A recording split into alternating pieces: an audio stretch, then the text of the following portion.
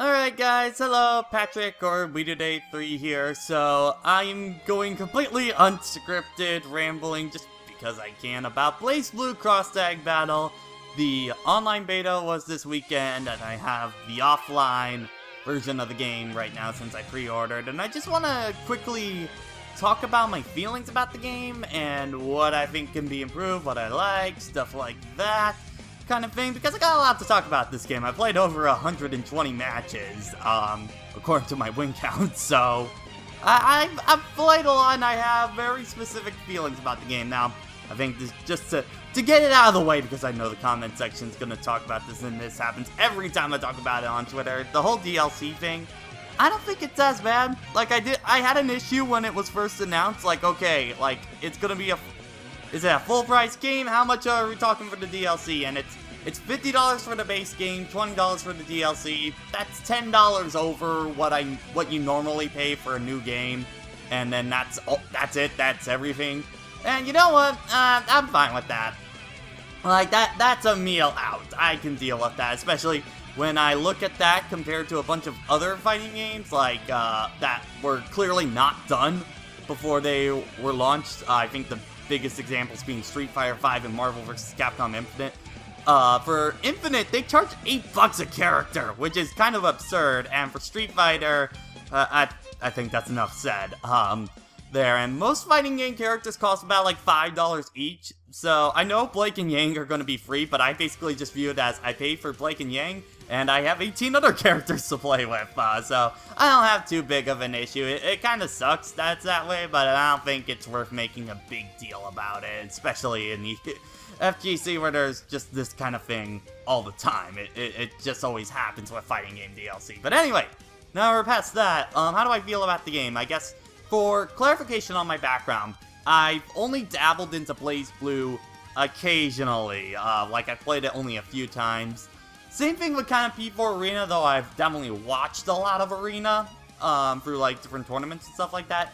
Under Night's probably the franchise I have the most experience with, and that's probably the art system game I play the most besides Dragon Ball.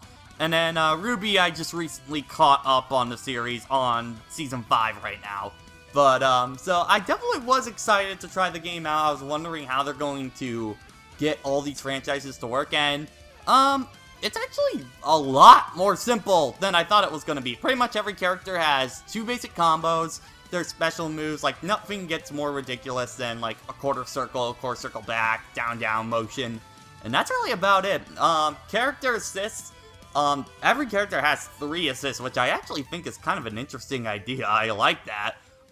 There's a clash mechanic, which is pretty much like you do circle, and then it's an overhead attack. If you time the button closer to the clash, it does more damage, that kind of thing. And then quick partner tag in. It's pretty standard stuff, 5-button system.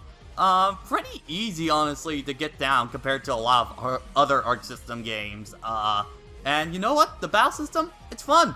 It's maybe a little simple, and that's kind of my biggest issue I feel with the game right now. It's that maybe it's a little too simple. I got the basics down really quick, but it didn't feel like the skill ceiling was that much higher. My team right now is Hyde RWBY, because I really enjoy how Hyde is in this game, and I wanted to get one RWBY character in there because they are exclusive to this game, so I don't have to worry about relearning the character in another game, and RWBY's just a ton of fun to play as. But yeah, it's that I feel like the system mechanics doesn't encourage as much creativity. That's my one kind of worry. It's very easy to pick up, but I don't know how high the skill ceiling is going to be. And then the other big complaint for me right now is the, whatchamacallit, health bars. Because it's either characters die way too fast because they don't have enough health, or I don't feel like the red health when you have them tagged out recovers enough. I mean, you get some back in Resonance Blaze, which levels up the more you use your partner. I like that idea, and that's how you get to your, Astral finish if you get level 4. But, you know, I feel like increase that number a bit more, because characters are dying way too fast. It's almost obnoxious. Your character can die in pretty much 2 combos. It's kind of absurd. But the actual game itself, really fun. There's a ton of fan service into there, like a bunch of character interactions, that kind of thing.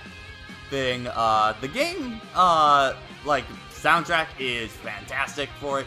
Graphically, I mean, it's using a bunch of reused assets. I wish some of them would kind of get touched up. Like, Under Night characters look a little weird in their current state, because they're definitely blown up more than they normally are. But one thing I do have to say for the presentation I love, for one, the English dub is fantastic for the game. Especially, I love the dub for the Under Night characters, especially ones like Gordeau. Just sounds great. And I love all their little interactions that they have before and after the battle. It's stuff like that when you see these 4 franchises combine that you really want to see, and it's just like one of those that you feel the love that they put into the game kind of thing. I love stuff like that, and it makes me want to play the fighting game more. But probably one of my favorite things about the game is honestly the lobby system. Basically what happens is you have these little chibi versions of the characters, and then you go into a lobby, and then you find a little fight pad, and then you match up with other people in that way. I found it just a lot more interesting, and I wonder if that's going to be how ranked is, but I know that's going to be how casuals are. But I just think it has so much personality to it, and I really like the system, and you can see everyone's connection, stuff like that. I wish you could maybe see, like, if they have, like, their main team on there, if you could, like, see their player card or stuff like that. You have to go into the player list, I think, in order to find them. I wish that was maybe, like, a default thing or stuff like that. But I'll give credit to the game. I think it's much easier to digest than a lot of other Arc System games, like especially BlazBlue and Persona 4 Arena. There's a lot more of like, okay, this makes sense, yeah, and then you do this and that kind of thing. It's honestly not as intimidating as a lot of other fighting games, and I think that's good to get people into this. And I know especially Persona characters and RWBY characters are going to get a lot of people into this game. I can already tell you that. From my experience, though, it feels like the Switch version, when I played the online beta, the open online beta there, the control didn't feel as smooth there, so right now I would probably recommend the PS4 version the most, is the one I currently have. And, yeah, I think the game's fun. It's, I'm not sure if it's going to exactly be a competitive fighting game, is kind of my big whole deal. But, you know, I feel like that's not a bad thing. You know, Tatsunoko vs. Capcom, I think, is a good example. I love that game. It's probably my favorite game in the Versus series. No way would I play that game competitively, because it's absolutely absurd, the amount of stuff in that game, and just the absolute ridiculousness of it. BlazBlue Cross Tag Battle kind of feels like it's in that same camp, where there's just a lot of crazy stuff that I'm not sure if I'll be okay with playing competitively, but as to get friends together to play a fighting game, to have an evening with it, oh yeah, it's a fun time. It's great, like, in that regard.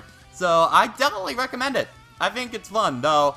That comes with an asterisk. If you are one of those people that you're probably only going to play it once or twice, you're probably best waiting for the eventual full version of the game. But if you have characters in there that you do want to play or are going to be coming along the way pretty soon, yeah, I think definitely give it a shot. It especially helps that, you know, I don't think it's too overly priced. It sounds like they're going to roll out the DLC pretty quickly as soon as the game comes out, and I would love to see a Season 2 or stuff like that, where we just put in everyone else that didn't get into the first version of the game. I would really enjoy that. So, yeah, we're streaming the game usually on Twitch during the weekend, so hop in over there to see some more of the game if you're curious.